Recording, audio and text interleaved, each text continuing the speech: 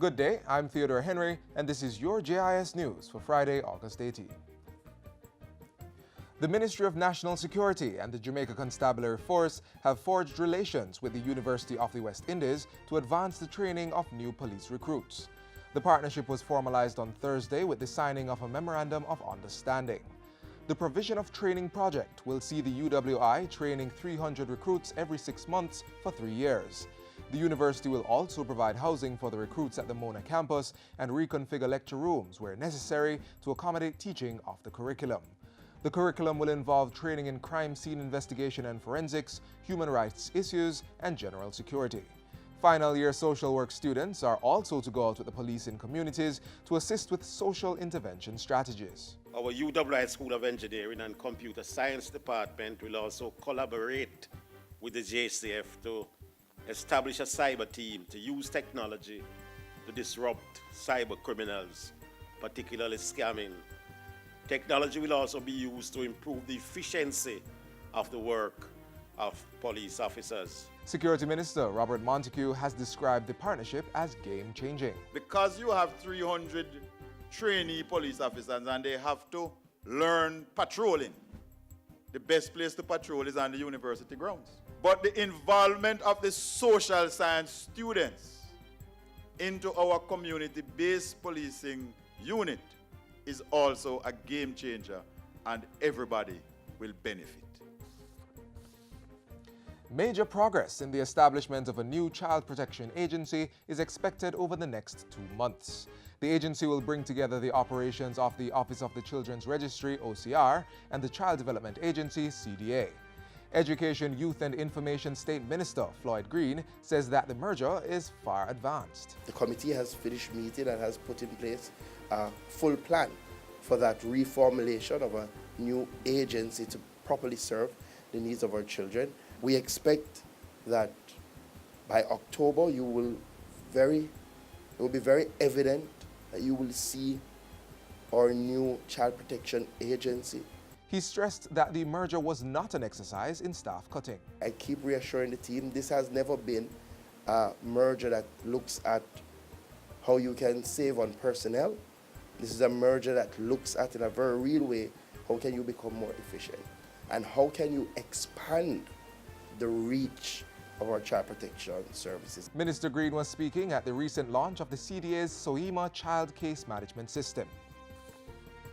Wigton Wind Farm has endorsed the publication of a book that will be used as teaching material to educate secondary school students on wind energy. The book, entitled Understanding Wind Energy, Youth Repowering the Future, has been approved by the Ministry of Education for use by grades 7 to 9 students. During Wednesday's launch, Energy Minister Dr. Andrew Wheatley commended Wigton and the Petroleum Corporation of Jamaica for the decision, which he says will help to build a knowledge-based society. The transfer of knowledge is critical for any nation to advance, and you have taken a bold step of ensuring that you transfer the knowledge that you have.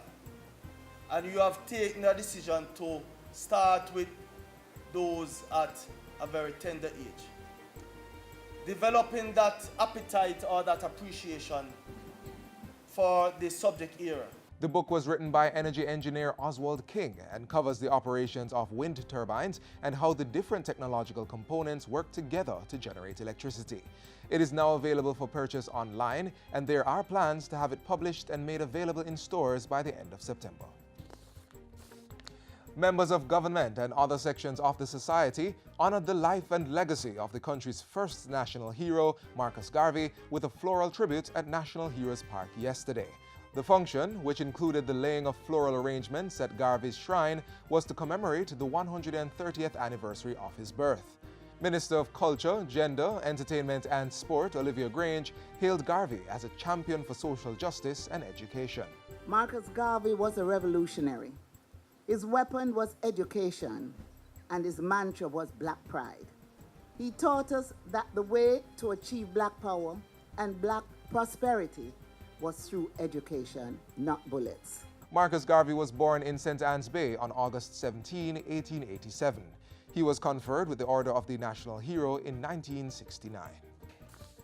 And finally, Jamaicans are advised to take the necessary precautions and continue to monitor credible media sources as the island anticipates inclement weather associated with a tropical storm. On the forecast track, Tropical Storm Harvey is currently moving across the Eastern Caribbean and is projected to pass well south of Jamaica on Sunday into Monday.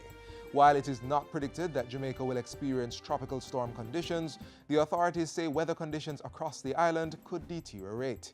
With this will come the possibility of poor sea conditions on the south coast, flooding in low-lying areas, and landslides in hilly terrains. A small craft warning is in effect for inshore and offshore areas of the north and south coast due to strong winds and rough seas in the vicinity of showers and thunderstorms. The Office of Disaster Preparedness and Emergency Management and the Meteorological Service of Jamaica continue to watch the development of Tropical Storm Harvey. And that's it for JIS News Today. I'm Theodore Henry. Thanks for watching.